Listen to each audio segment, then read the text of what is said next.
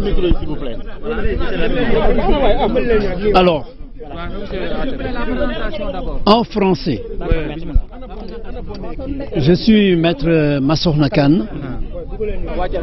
avocat de M. Ousmane Sonko, dans le collectif d'avocats.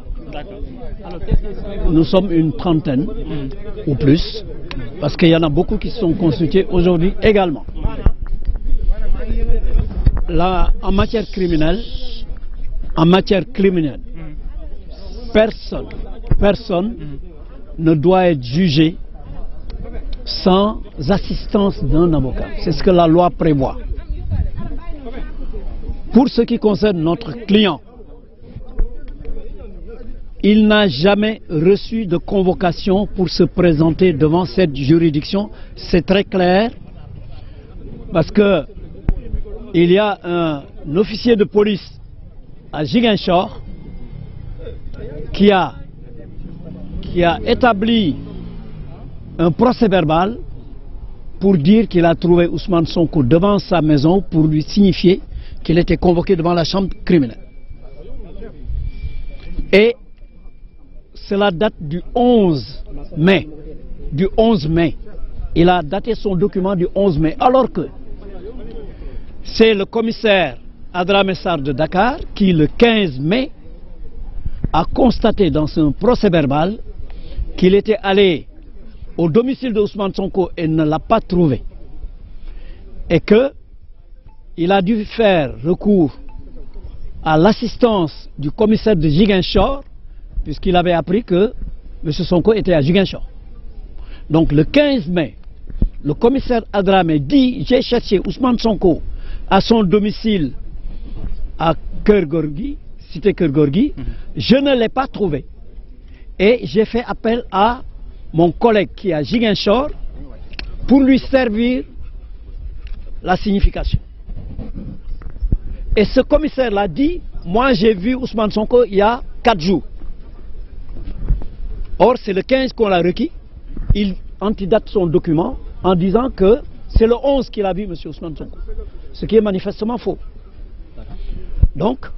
voilà comment ça s'est passé. Mais Ousmane Sonko n'a jamais reçu de convocation pour venir à l'audience. Et ça, c'est très clair. Alors, c'est pourquoi aujourd'hui, les avocats sont intervenus pour dire qu'il y avait cet élément, il y avait cette irrégularité d'abord, et il y avait le fait que également, il y avait des conditions de sécurité qui font que M. Sonko n'a pas pu venir, même s'il voulait venir. Mais il n'exclut pas de venir. M. Sonko n'a jamais dit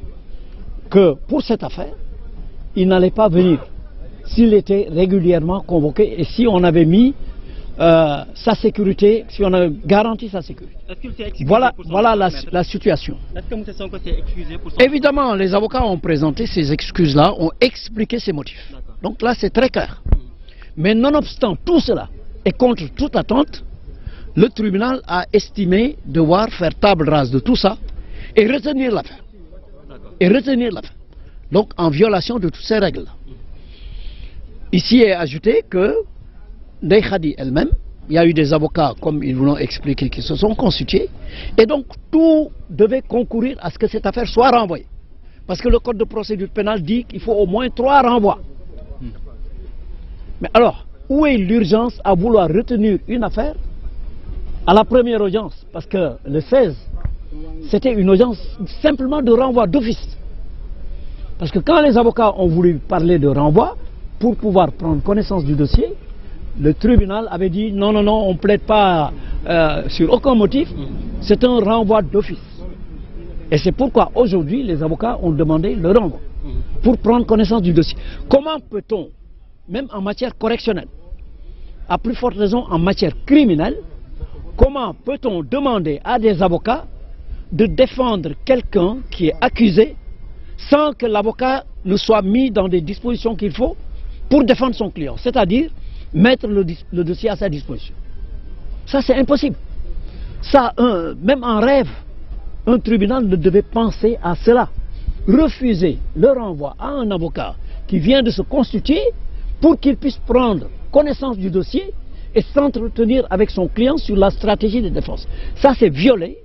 non seulement les droits de l'avocat, mais les droits de son client également, qu'on a voulu juger dans la précipitation. Résultat, aujourd'hui, tous les avocats se sont retirés. Aussi bien les avocats de Ousmane Sonko que les avocats de Ndeye Khady Ndiaye se sont retirés parce qu'on ne les a pas mis dans les conditions qu'il faut, minimum, pour assurer la défense de leurs clients. Donc, devant cette situation, le président aurait dû, le tribunal aurait dû constituer d'office un ou des avocats à Ndeye Khady Ndiaye au moins, ce qu'ils n'ont pas fait. Ce qu'ils n'ont pas fait, ils lui ont même refusé le droit de s'asseoir parce qu'elle est enceinte de près de 8 mois. Donc, il a fallu que tout le monde insiste pour qu'on l'autorise finalement à s'asseoir. Mais c'est pour dire que en aucun cas cette affaire ne devait être retenue aujourd'hui. Maintenant, pourquoi cette précipitation? Alors qu'il y a des centaines de dossiers criminels qui n'ont pas été enrôlés ou qui sont renvoyés tous les jours sur des mois. Pourquoi cette affaire? Parce que c'est une affaire particulière qui concerne un homme extraordinaire, un homme qui n'est pas un homme ordinaire, ce n'est pas un accusé ordinaire. Ça, je pense que tout le monde le sait. Donc, si on veut rendre une justice équitable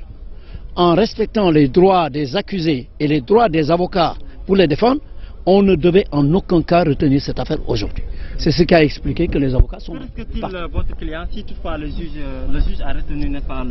l'affaire et que vous ne serez pas présent dans la salle? Mais non, le risque de toute façon, c'est pas parce qu'on n'est pas présent dans la salle qu'il y a le risque. Cette affaire est manifestement une affaire politique, c'est une commande politique. Donc, il y a des vices de forme et de fond. Donc là, vraiment, je vais laisser mon confrère expliquer en wolof. Voilà, ñu ngi maître bokk ci avocat yi ci yuy layal Ndeye Khady Ndiaye su ko defee rek ñu teewlu ko voilà maître Khoureychi ñu ngi leen di wax. ngeen wàcc micro yi s'il vous plaît. ngeen wàcc micro yi. les micros wàcc leen s'il vous plaît. waaw wàcc leen micro yi s'il vous plaît waay. ça dépend ci micro yi rek bu wàccee tuuti. baax na waaye nii fii laa mën a yem. baax na. waaw. salaamaaleykum wa rahmatullah. li ñu mën a jàpp ci audience bi man sama xel déjà dafay dem ci soxna si Khady Ndiaye. Ndeye Khady Ndiaye heure bi moom rek a taxaw kanamu chambre criminelle ñu koy àttee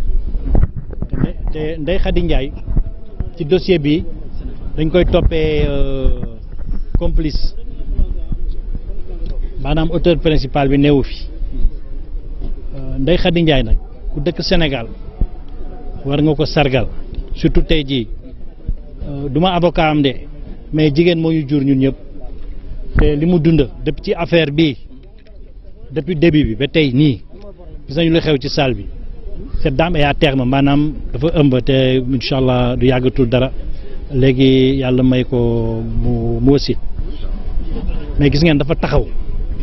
avocat yi parce que ñu ñëpp ay avocat lañu ay droits de l'homme am na sax jigéen bi nga xam ne suñu naataangoo avocat boo xooloon ci dossier bi mais mënu ko muñ ba dafa ñëw def incident ni président mayel kii mu toog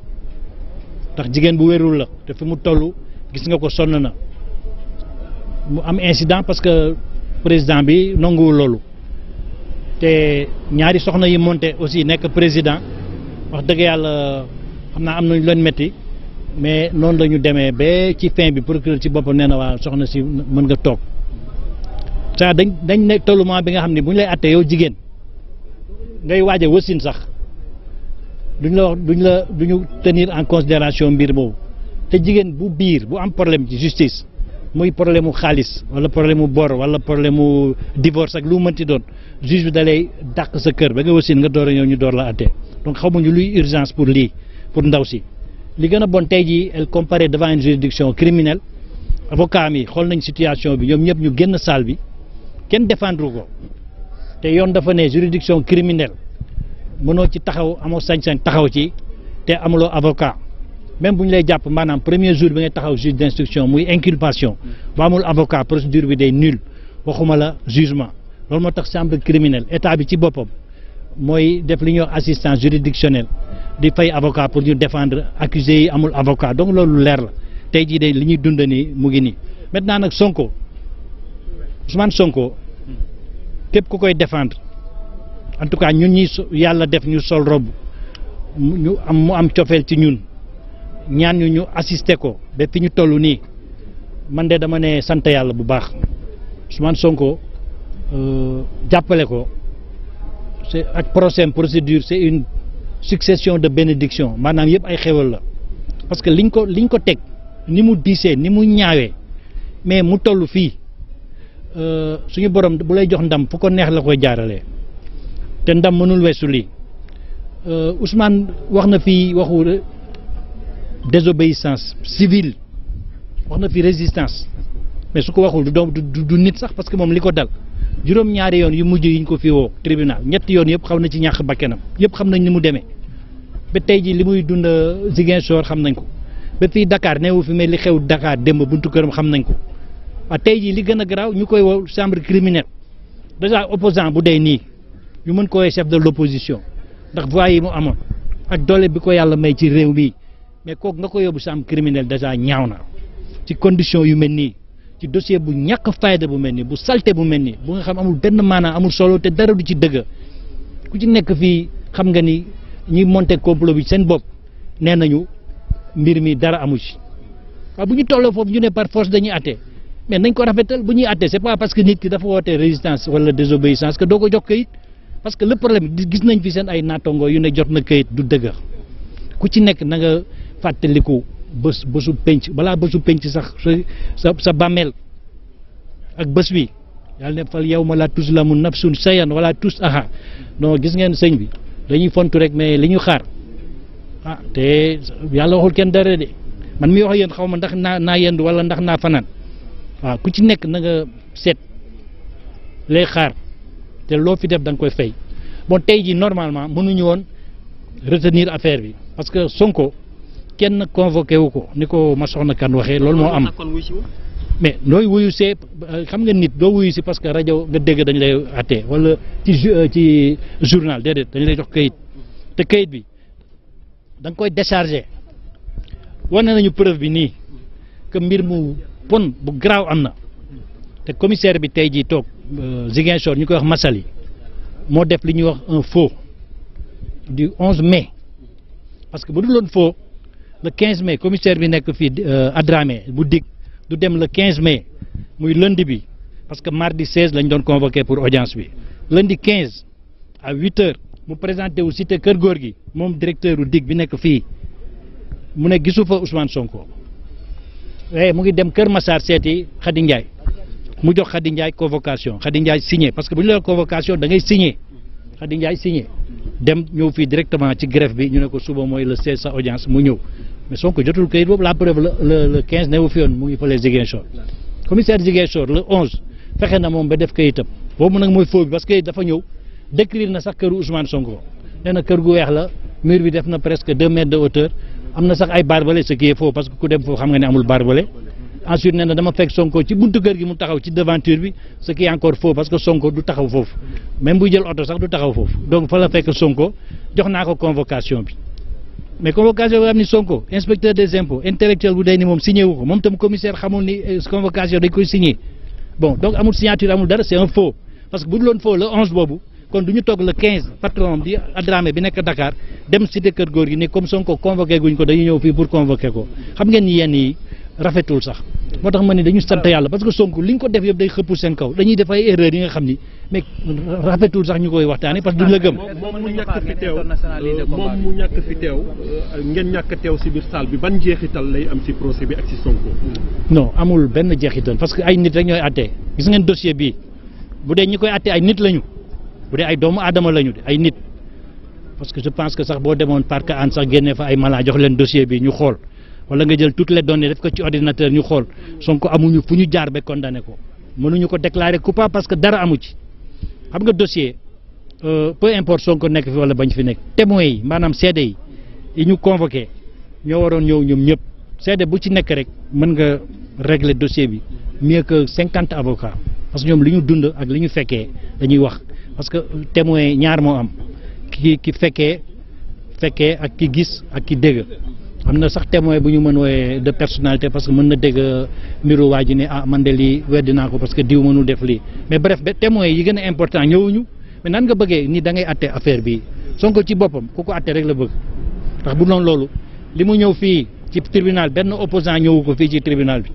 dem na ba ñëpp bere nañ ko sax mbokk mi parce que dafa comme leen ko borom kër la borom ay soxna la mbokk mi ba ngi dund donc moom li ko gën a ci dossier Adji Sarr bi mooy mu ñëw taxaw mais est-ce que bokk na ci seen pexe pour ngeen internationaliser combat bi. non loolu waxatuñ ko parce que combat bi ñun rek newuñu fi am na Sonko am na ay militants partout à travers le monde am na ay avocats yu fi doon ñëw normalement bara dugg Sénégal ñu leen du ngeen fi duggee parce que aussi li ñu waroon bind xëy na am na ay fuite ñu gis ko ñu ne kii bu ñëwee kon day yàq suñu affaire te ñun ku ci nekk am bind nga lu mel noonu lu gën a garaaw tey ji ñun lu ñu bëggoon mooy lii rek ñëw plaider def suñu liggéey mais kii du procès du dara ñi ko xam nag moo tax ñoom ñooy def tout pour que Sonko bañ a ñëw en réalité voilà parce que loolu bu ngeen ko comprendre c'est pas la peine xel nag loolu lay jëriñ da ngay xalaat parce que ñoom est-ce que comparution Sonko arrangé na leen